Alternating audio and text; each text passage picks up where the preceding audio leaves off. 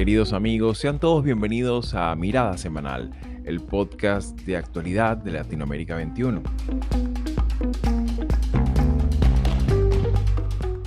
Como todos los domingos, analizaremos las principales noticias de la semana con el respaldo intelectual de Marisabel Puertarriera y Manuel Alcántara Sáez.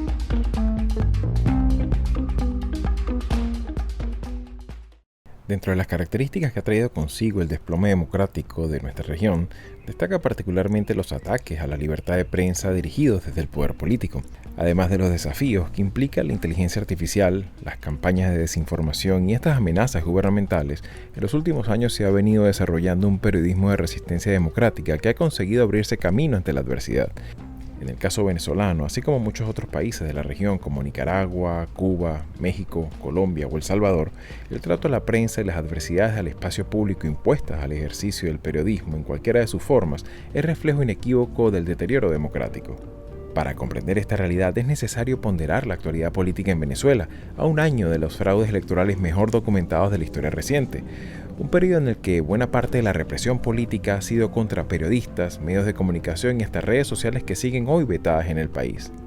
Para entender mejor esta dinámica, nos acompañó en este episodio de Mirada Semanal Luzmely Reyes, periodista, escritora y directora del portal de noticias venezolano Efecto Cocuyo, un referente de este periodismo de resistencia que ha conseguido seguir informando, documentando y divulgando la realidad nacional e internacional del país, a pesar del marco de persecución, hostigamiento y criminalización que en el caso de Venezuela se ha consolidado como política de Estado. Soy Xavier Rodríguez Franco, les hablo desde Sunrise, Florida, y hoy es domingo 3 de agosto de 2025. Y bien amigos, sean todos una vez más bienvenidos a Mirada Semanal. Y para este episodio teníamos ya un tiempo que queríamos hacer como una evaluación del tema Venezuela. Como habíamos comentado previamente, pues un tema que tiene muchas capas, muchas vertientes, pero particularmente quisiéramos hacer una evaluación sobre esta dinámica que se ha planteado entre el gobierno de los Estados Unidos, El Salvador y esa triangulación que se enmarca, por supuesto, en una negociación mucho más amplia que tiene, como vamos a ver en este episodio, tiene otras vertientes y bueno, para ellos nos tuvimos que engalanar y contamos con la presencia de una figura que además de ser una entrañable amiga de muchísimos años, pues por supuesto ha sido un referente para el periodismo venezolano, como es el caso de Luzmely Reyes. Muchísimas gracias por tu tiempo. Bienvenida a Latinoamérica 21 y a Mirada Semanal. Esta es tu casa, valga mencionarlo, pero bueno, tu palabra de arranque para entender un poco esta dinámica no en el contexto estrictamente de los presos venezolanos en el SECOT que van a Venezuela, sino cómo se entiende esto en el contexto de estas tensiones que hay entre Venezuela y Estados Unidos y también donde se incorpora la polémica figura de Nayib Bukele, presidente de El Salvador. Bienvenida.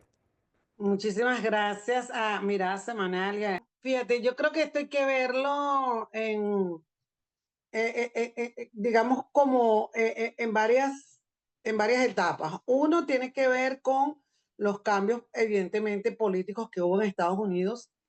Eso creo que es fundamental porque lo que se está observando en este momento, luego de haberse cumplido un año del fraude electoral en Venezuela, es un entendimiento entre sectores del gobierno de Nicolás Maduro que puede tener sus facciones, pero allá hay una línea de supervivencia y de actuar muy en bloque frente a las amenazas, a lo que ellos consideran amenazas para su supervivencia, y luego en Estados Unidos, pues, que pareciese que no tiene, digamos, una estrategia de lograr un cambio democrático en Venezuela, sino la estrategia de tener una región tranquila, muy alineada con la mirada que siempre ha tenido Donald Trump de no meterse en conflictos, de no abrir frentes donde donde no haya necesidad de hacerlo. Y creo que pues la dictadura de Nicolás Maduro se está estabilizando, busca seguir estabilizándose, y pues frente al pragmatismo de Estados Unidos, pues encuentran eh, espacio para negociar ciertas cosas. Claro, y evidentemente pues es inevitable pues pensar en estas dinámicas bueno, de cómo la dinámica política de la región también entra en estas consideraciones, ¿no? Y evidentemente, y para eso me gustaría un poco, porque claro, en este episodio cuando entrevistamos a alguien, aprovechamos la ocasión de que normalmente los analistas, que son Marisabel y Manolo, ellos se incorporan, pero claro, ahora en su rol de entrevistadores, ¿no? Y me gustaría incorporar un poco Manolo, eh, sobre todo porque bueno, hemos evaluado en muchas ocasiones cómo el propio, cómo con el paso de los meses y de los años, el propio Salvador se ha convertido en un actor que ya no nada más es un actor que juega y tiene un papel bastante polémico puertas adentro en El Salvador, sino que también se está convirtiendo como un actor, un pivote en decisiones y en dinámicas internacionales que en el caso particular de Venezuela y Estados Unidos, pues ya está teniendo un poco una saliente un poco más pronunciada. No sé si quisieras comentar algo al propósito, Manolo. Bueno, lo primero, me da muchísimo gusto, Mariluz, que estés con nosotros en esta sesión, o sea que encantadísimo, ¿no? Xavi, antes de contestar directamente a lo que has dicho, sí recordar una cuestión que no se nos debe, que no se nos debe olvidar, ¿no? O sea, cómo el drama, en concreto venezolano, debemos insertarlo en un escenario de descomposición de la democracia que en este sentido, en el que en este sentido Venezuela es un caso pionero, ¿no? Por lo que empieza a ocurrir, uno podría decir, a partir de finales del año 1998, pero también podría decir antes, ¿no? Y cómo esta caída, ¿no? En un pozo que no tiene fondo y del que no hay salida, se va extendiendo, ¿no? Se va extendiendo muy lentamente y de diferentes maneras a otros países en el propio entorno en el que nos estamos hablando, ¿no? Es Evidentemente, es el caso de El Salvador, posiblemente el más reciente, puesto que es un país que había superado el trauma de una guerra civil con unos acuerdos de paz sancionados por la comunidad internacional, pero sobre todo por la propia sociedad salvadoreña, y que había configurado un sistema razonable, ¿no? de partidos políticos con una derecha que finalmente se integraba en la lógica democrática y una izquierda revolucionaria que también, pero que esto hace ya, vamos a cumplir 6 años, esto se empieza a desvanecer y ya se ha desvanecido, ¿no? Pero evidentemente tendríamos que llegar también al caso impensable hace apenas un par de lustros, hace una década, de Estados Unidos, ¿no? O sea, este escenario de deterioro de distintas maneras de la democracia me parece que debemos siempre tenerlo presente, ¿no? A la hora de hacer nuestro análisis. Y ahora, en concreto, la pregunta que tú hacías. Bueno, El Salvador ha logrado construir a través de lo que hemos venido denominando un régimen de la propaganda.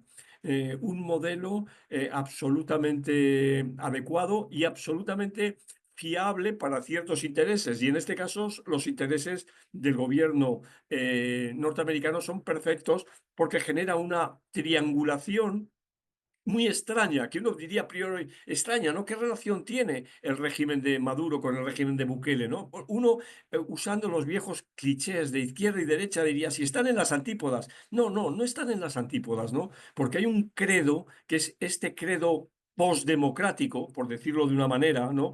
Que podemos decir autoritario, usando la terminología clásica, ¿no? Pero es mucho más complejo, ¿no? Lo que nos está aconteciendo. Y entonces lo dramático en este caso es que se esté jugando con personas humanas, ¿no? Con seres humanos, ¿no? Seres humanos que son la moneda de acuerdos, de lavados de cara, por ejemplo, de Chevron, para darle un respiro de alguna manera al régimen venezolano a través de la vía petrolera, etcétera. O sea, esto es lo que me parece que debemos contemplar desde una visión, si se quiere, más amplia, y también más comparada, ¿no? Claro, claro, y en ese sentido, Luzmeli, me gustaría un poco también tu apreciación, cómo ves con este tema también de cómo queda esta nueva dinámica con Chevron, con la explotación petrolera, con ese reconocimiento que de alguna manera se le da a que Venezuela mantenga siga o expanda su capacidad de negociación y de interlocución con el mundo en el contexto de que, bueno, se puede, a través de Chevron, se le permite también tener un ingreso ya dentro del circuito oficial, dentro del circuito financiero legal con que normalmente ha desarrollado su actividad petrolera. Sí, creo que todo tiene que ver justamente con el pragmatismo de esta gestión en Estados Unidos. Pareciese que quienes hicieron lobby para la renovación de estas licencias argumentaban que de no tener esa producción, pues Venezuela produciría petróleo y se lo vendería a China. Esa, digamos, fue la línea de argumentación que hubo. Y luego en este pragmatismo, en el cual, por eso insisto, en el que el objetivo no es lograr la democracia ni mejoras democráticas, sino lograr una estabilización, y ya sea que la estabilización la dé un régimen autoritario o un régimen de cualquier otro signo, pero que no sea democrático. Creo que allí están influyendo mucha esa orientación. Ahora fíjate tú lo curioso, que también lo decía Manolo, es cómo hay una gran opacidad en esta licencia. Se espera que haya otras 6 licencias, así como cuando hubo la flexibilización de las sanciones, también se espera que compañías europeas puedan también recibir el mismo trato para no ser sujeto de algún tipo de sanción o de medida coercitiva. Y esto se enmarca en una opacidad que además se parece mucho a la llamada ley antibloqueo que se aprobó en Venezuela. Es decir, nadie sabe exactamente en qué consisten esos términos de esa renovación de esa licencia. Y esto, lo que creo yo que nos puede ir diciendo es que aquel dicho de que es más fácil militarizar a un civil que civilizar a un militar, pues es mucho más fácil, sí, autocratizar a una democracia que democratizar una autocracia, y es mucho más fácil añadir capas de opacidad a un espacio que más bien hacerlo más transparente. Por eso es que creo que Venezuela es pionera, es un mal ejemplo, pero está funcionando, y para los pragmáticos del mundo pareciese que pues si ese ejemplo funciona, pues se podrá seguir.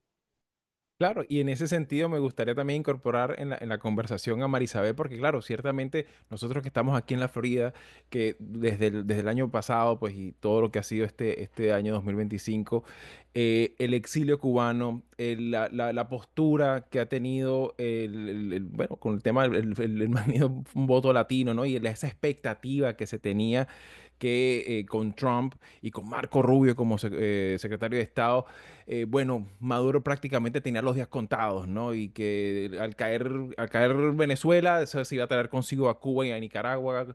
Y de alguna manera eso era un poco lo que se escuchaba dentro del ecosistema youtuber e influencer en Florida. Y de alguna manera, bueno, pasaron los meses, pasaron los años y pasa el tiempo y de alguna manera, pues estamos viendo lo que tú muy bien apuntas, Luzmeli, una consolidación autoritaria con todo lo que esto también implica, no tan solo desde el punto de vista humano y desde el punto de vista económico, ¿no? Sino también a través también internacional y geopolítico, ¿no? Y en ese sentido, Marisabel, me gustaría incorporar tu apreciación, porque esto ya de alguna manera en mirada semanal lo hemos venido evaluando en varias ocasiones, ¿no? Sí, bueno, primero gracias Luzmeli por acompañarnos. Teníamos tiempo pensando en eso porque justamente lo que dice Xavi, nosotros los que estamos acá estamos, algunos dicen que están viviendo un déjà vu, ¿no? Em, yo creo que tenemos que ser un poco más humildes, y no es que se trata de que todo gire alrededor de Venezuela, sino que hay un proceso, como decía Manolo, de descomposición de la democracia, porque no es casualidad que en Europa también se están viviendo procesos muy parecidos, y no es solamente en Hungría, ¿no? Yo he comentado en otros espacios que uno lee el libro de Anna Applebaum y ella habla es de Hungría y de Polonia, y uno cierra los ojos y puede pensar, bueno, esto es muy parecido a lo que vivimos en Venezuela y es muy parecido a lo que estamos viviendo aquí. Entonces mi pregunta tiene que ver con la realidad que se le presenta a los periodistas, no solamente en Venezuela, sino a periodistas venezolanos que tuvieron que salir del país y que ahora tienen que cubrir no solamente lo que dejaron atrás, ¿no? En las circunstancias en las que está el periodismo en Venezuela, sino que además enfrentarse a una realidad. Tenemos a la gente del Faro, o bueno, los periodistas en el caso de El Salvador, que han tenido que salir del Salvador, porque no es solamente el Faro, pero es un ejemplo. Ahora nos encontramos, en estos días circuló la información de que el 90% de los periodistas en el exilio son venezolanos. Entiendo que esa fue la cifra, ¿no? 90% son de Venezuela. ¿Cuáles son los retos que se le están presentando a los periodistas venezolanos fuera del país, no solamente para cubrir a Venezuela, sino también para cubrir los procesos de deterioro democrático, como es el caso de El Salvador? Tú lo comentabas por ex, sobre la reelección indefinida de Bukele, pero esto no es más esto no es sino un episodio más de un proceso de deterioro regional, porque en algunos casos se establece legalmente la reelección indefinida o mandatos vitalicios, pero en otros casos se manipula el sistema electoral. Entonces, los periodistas, que son los que nos pueden alertar, los que nos pueden eh, informar, eh, en muchos casos están siendo silenciados, no solamente en sus países de origen, de los que en algunos casos han tenido que huir, sino que entonces en los países donde los reciben también hay procesos de deterioro que llevan a la autocensura. ¿Cómo están manejando los periodistas? Tú acabas de llegar de un evento en Colombia. ¿Cuál es el ambiente? ¿Qué es lo que cuáles son las preocupaciones que hay entre los periodistas y particularmente los que están fuera de sus países en la cobertura de estos? No son eventos que podamos aislar, aquí hay una cadena. ¿Qué piensas sobre eso, Luzmel?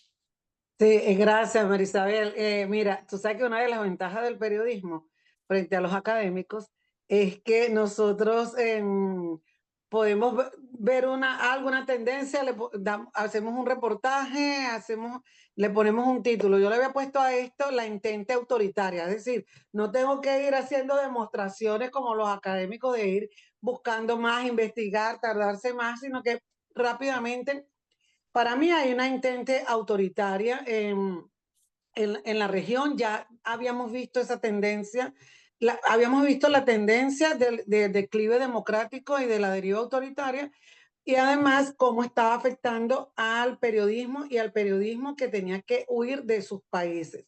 Tradicionalmente, cuando estamos en distintos eventos, tanto Cuba, Nicaragua como Venezuela, dice Joseph Polizo, que es periodista de Armando.info, somos como las tres Marías, ¿no? Así, las tres Marías, para los que nos escuchan en Latinoamérica, estas tres asignaturas de ciencias que hay en el bachillerato, en la secundaria, como matemática, química y física, pues nosotros somos las tres Marías en Nicaragua, Cuba y Venezuela.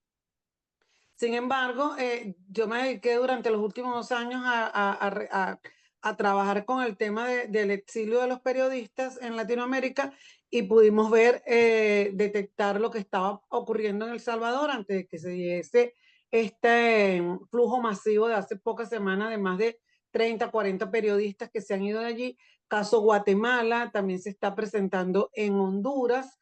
Es decir, que son en nuestros países en donde hay democracias, también se están presentando expulsiones de periodistas. Ha ocurrido en Colombia y ha ocurrido en Ecuador. Entre los distintos factores que están expulsando a los periodistas, ya no es solamente el tema de político, sino también en el caso de Ecuador, por ejemplo, vemos el crimen organizado, que también actúa en México y ha causado la muerte de decenas de periodistas. Es decir, que estamos enfrentando situaciones complejas porque pareciese a la vez que también hay un entendimiento entre esos poderes fácticos y poderes autoritarios en las regiones para tratar de mantener una especie de paz. Es decir, el crimen organizado muy probablemente está filtrando esas estructuras. Eso lo hemos visto o lo intuimos en Venezuela, eso se está viendo se ha visto en Ecuador y pues también se ha visto en México. Entonces, todo esto lo voy describiendo porque todo esto lo vimos como una tendencia. Esto se ha ido, digamos, estabilizando y haciéndose permanente, y la expulsión de periodistas ya es algo prácticamente cotidiano. Y en los países de acogida, pues tengo la impresión, por las distintas entrevistas que hemos hecho también a periodistas, no hay una política regional o global que permita acoger a estos periodistas, sino que hay iniciativas en distintos países. Si nos vamos al Asia, por ejemplo, cuando toda la crisis en Myanmar fue Tailandia quien acogió a periodistas. Si nos vamos a Europa, podemos ver que Alemania ha acogido a periodistas de Rusia, de Ucrania también, y en el caso latinoamericano, en el caso latinoamericano, vemos que muchos periodistas se van a Estados Unidos, se convierte como en el primer país de acogida de los periodistas de Latinoamérica, y luego están Colombia, Argentina también, y extraordinariamente México, porque México tiene una doble cualidad: expulsa periodistas y provoca un desplazamiento interno, pero a la vez también recibe a periodistas. Ahora, si quiero clarificar lo siguiente. Los números que se tienen ahorita, por ejemplo, este estudio tan interesante de la Universidad de Costa Rica y la UNESCO y Fundamedios, son números sobre la base de encuestas respondidas. Es decir, que todavía tenemos un subregistro allí. Tal vez de los números que yo he visto un poco más consolidados están los números de Nicaragua, porque el proceso de expulsión en Nicaragua fue tan violento, fue un proceso agudo, y ellos pudieron, organizaciones que trabajan con periodistas, pudieron hacer un registro de más de 260 periodistas expulsados de Nicaragua. En el caso de Venezuela, esta expulsión o esta salida de periodistas ha sido gradual. Yo hice una investigación tomando como base de salida el año 2015, pero la salida de los periodistas venezolanos ocurrió desde mucho antes. ¿Qué desafíos hay? Muchísimos desafíos, porque a los periodistas venezolanos, por ejemplo, nos toca seguir cubriendo el país que se queda, el país que está adentro, y más ahora en el que ejercer el periodismo adentro también es un oficio de riesgo, pues hay más de 15 periodistas o trabajadores de la prensa que han sido llevados a prisión, y en algunos casos han sido detenidos periodistas para ejemplificar sobre lo que no se puede o no se debe hacer en las vías públicas en Venezuela. Entonces, Claro. tenemos esa situación, pues cómo equilibrar a los periodistas que están afuera y los periodistas que están adentro. Sí, porque es que es un tema también que resulta fascinante, sobre todo porque no tan solo el periodismo de nuestro tiempo está amenazado por la inteligencia artificial, por las campañas de desinformación, incluso hasta por los propios gobiernos que tienen sus agencias también de información oficial o de desinformación oficial. Pero claro, también particularmente vemos estos ataques sistemáticos que ciertamente el informe, de hecho, lo voy a colocar aquí en la parte de comentarios para que la gente pueda acceder al informe completo. Señala cosas también, por ejemplo, como el caso de que entre el 2018 y 2024 el 92% de estas salidas están siendo de dictaduras que están consolidadas, o sea, que ya asumen como esto como una práctica normal, ¿no? Y en ese sentido también hemos evaluado aquí en Mirada Semanal muchas veces cómo esto también tiene un correlato en el trato que los políticos o, digamos los estadistas acostumbran a hacer seleccionando a periodistas. Bueno, tú me preguntas, tú no, tú me haces esta pregunta y tú no. Este tipo de cosas que se están como normalizando en democracias que, bueno, son tan longevas como la de Estados Unidos, por ejemplo, ¿no? Pero me gustaría un poco también preguntar y aprovechar tu presencia en el programa, Luzmeli. En el caso del periodista que queda en Venezuela, vimos todo lo que pasó, la onda represiva de postelectoral, de cómo miembros de mesa, testigos, personas que simplemente contribuían sin estar afiliados a un partido de oposición, terminaron tras las rejas por publicar abiertamente o simplemente colocar en su WhatsApp, en sus estados de WhatsApp, los resultados de su centro de mesa. ¿Cómo hacer periodismo en este contexto y en estas circunstancias que ya hemos descrito y sobre todo con este halo de impunidad que da esta situación en la que muchos venezolanos ahorita mismo dicen, bueno, ya esa presión internacional se va diluyendo, ya como que se están normalizando las cosas, pues, ¿cómo hacer periodismo sin que esto me cueste la seguridad o la vida misma, ¿no? Sí, fíjate que en Venezuela yo percibo que de cierta manera orgánicamente se ha generado una especie de estrategia de periodismo de resistencia, en el sentido siguiente. Durante los últimos 10, 12 años creció mucho el ecosistema de medios independientes y eso, desde mi perspectiva, porque soy parte también de ese ecosistema, ha contribuido a ampliar los espacios de donde se puede hacer periodismo. Esto se ha reducido en los últimos años, digamos que en los últimos 2 años, pero se creó como una especie de escuela de que el periodismo independiente de organizaciones no tradicionales era posible en el país. Y esto, desde mi perspectiva, ha permitido que se generen estructuras resilientes pese a, pese a todas las presiones. Y además también hay periodistas venezolanos que decidieron quedarse en Venezuela haciendo periodismo. Es decir, tienen que tomar muchísimas precauciones. Se generan siempre mecanismos de autocuidado, pero están haciendo periodismo. Y son esos periodistas con periodistas venezolanos que están fuera, quienes han podido ir contando lo que pasa en el país. Y yo sí creo que es importante tener eso en cuenta porque desde mi perspectiva, lo he comentado en otras ocasiones, Venezuela vive una emergencia mediática compleja. Como saben que yo no soy académica, ya yo le puse yo misma la caractericé así, tomando en cuenta la emergencia humanitaria compleja y recientemente tomando en cuenta la emergencia democrática compleja.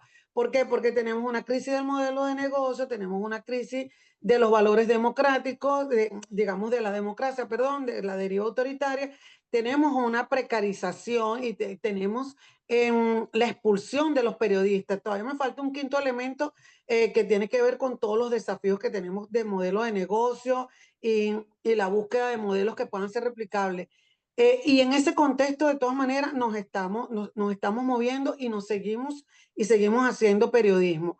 Es una situación que demanda, además, desde mi perspectiva, una mirada mucho más amplia de generación de alianzas por intereses, alianzas estratégicas, más allá de permanecer en los marcos de competencia o en los marcos de rivalidad en los que siempre se ha desenvuelto el periodismo. O sea, porque veníamos en una democracia, tú puedes tener esos marcos de rivalidad que son naturales, pero en un sistema autoritario, pues desde mi perspectiva y con la precarización que hay, no tiene sentido mantener ese tipo de marcos. Claro, es una destrucción de un espacio cívico, ¿no? Que por naturaleza es uno de los elementos fundacionales también de la vida democrática, más allá de lo estrictamente normativo, ¿no? Y en ese sentido, Manolo, no sé, me gustaría también incorporar tu apreciación, porque es sobre este tema del espacio público, ¿no? De cómo la democracia muere cuando el espacio público cada vez es como más tóxico, cada vez más difícil.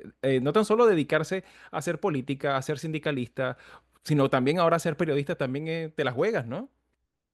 Sí, así es. Y a ello nada que añadir, pero complementaría algo que me parece que también ha acontecido casi diría sin ir dándonos cuenta, ¿no?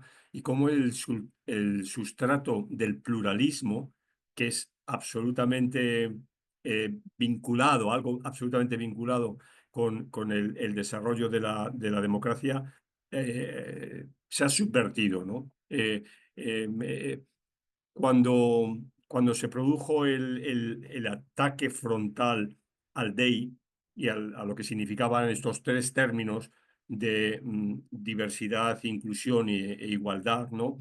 Estábamos rompiendo uno de los pilares fundamentales de lo que había sido la construcción de un determinado orden político en la segunda mitad del siglo pasado, ¿no? Que era el orden pluralista, ¿no? Esa idea de respetar las identidades múltiples, buscar mecanismos consensuales para integrarlas y demás, ¿no? Y esto, por un lado, nos hemos ido, como diría Bauman, nos hemos ido licuando cada vez más, cada vez hemos sido más individualistas, más solitarios, más solipsistas, si se quiere, pero a la vez también ha habido una ruptura de lo que estabais diciendo, ¿no? De ese espacio público de tolerancia en el que esa plaza pública en la que se ejerce el pluralismo, ¿no? Sí, claro, y en ese sentido, pues hemos tratado en la medida de lo posible, de nuestro limitado también alcance que tenemos aquí en Mirada Semanal, es también de advertir de esto, ¿no? De que esas son cosas que, de alguna manera, al tener estos espacios cada vez más restringidos y la gente, de alguna manera, ya asumir, porque, y me gustaría un poco ya, para adentrarnos sobre el final, Marisabel, pues, claro, vemos que de alguna forma se normaliza que haya medios de comunicación que directamente no se apeguen a las fuentes, sino que simplemente alimenten como unos barras bravas, ¿no? Como unos gente que apoye por víscera e instinto a su necesidad de validación de sus prejuicios, ¿no? Y en ese sentido creo que el periodismo aquí tiene algo todavía que decir, ¿no? Y veo que ciertamente como bien lo indica Luz Meli, es un síntoma, ¿no? Es un síntoma de la vida pública de nuestro tiempo, por decirlo de alguna manera. Y en ese sentido, ya para cerrar, Luzmeli, ¿qué pudiéramos hacer? ¿Qué cosas valdría la pena mantener dentro de este diálogo democrático a la luz de lo que estamos viviendo en esta consolidación autoritaria que lamentablemente estamos viviendo en nuestro país, en Venezuela? Marisabel preguntaba hace unos minutos que yo venía de un evento en Bogotá, en el Festival Gao, y cuáles eran las preocupaciones que había.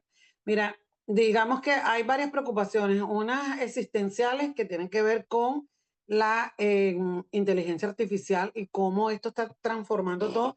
Esto era algo que ya se había pronosticado, se veía, pero la verdad es que la velocidad desde que se dio a conocer ChatGPT 3 hasta ahorita, pues ya vemos todas las aplicaciones de inteligencia artificial de distintas organizaciones que prácticamente, pues, si antes estaban dirigidas la inteligencia artificial generativa a solamente un área, en el área deportiva, la cobertura, digamos, de hacer notas deportivas, ahora vemos que está en todas las estructuras del periodismo. Yo diría también de otros elementos que han caracterizado la vida democrática, incluso en la relación, en el modelo de relación de los partidos políticos, pero ahí no me meto en el área periodística.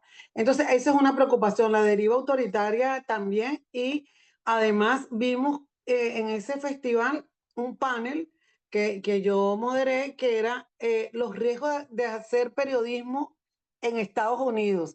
Imagínate, eso hace años era imposible ver una mesa de esa naturaleza. ¿Qué hacer?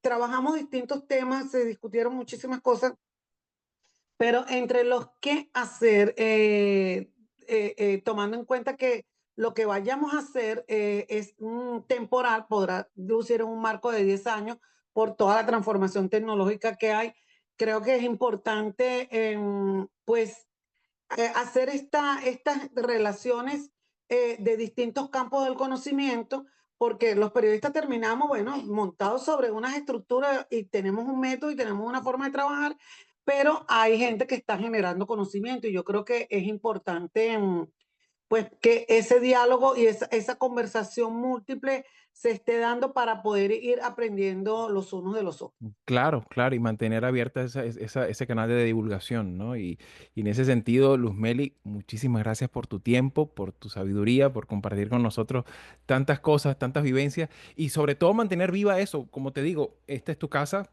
obviamente nuestro alcance es el que es, pues, pero ciertamente creo que en la medida que mantengamos abierto esta conversación información sobre la democracia en estos tiempos, pues siempre es bienvenido este conocimiento que se va obteniendo conforme va avanzando también la vida política de nuestras naciones. Así que bueno, Luzmeli, muchísimas gracias por tu tiempo y bueno, aquí estaremos al pendiente de lo que vaya ocurriendo en nuestro país. Así que muchísimas gracias. Gracias. Gracias a ustedes. Gracias y muy buena semana. Gracias, Manolo, Mari y Sabe. Chao. Chao, hasta pronto. Si llegaste hasta aquí y te interesan estos temas, puedes ayudarnos a seguir haciendo estos vídeos, dándole like, compartiendo, comentando y suscribiéndote al canal de YouTube de Latinoamérica 21. Puedes acceder también a todos nuestros episodios entrando en nuestra página web latinoamerica21.com/podcast y en las principales plataformas de audio. Subimos videos nuevos todas las semanas, así que nos veremos en Mirada Semanal muy pronto.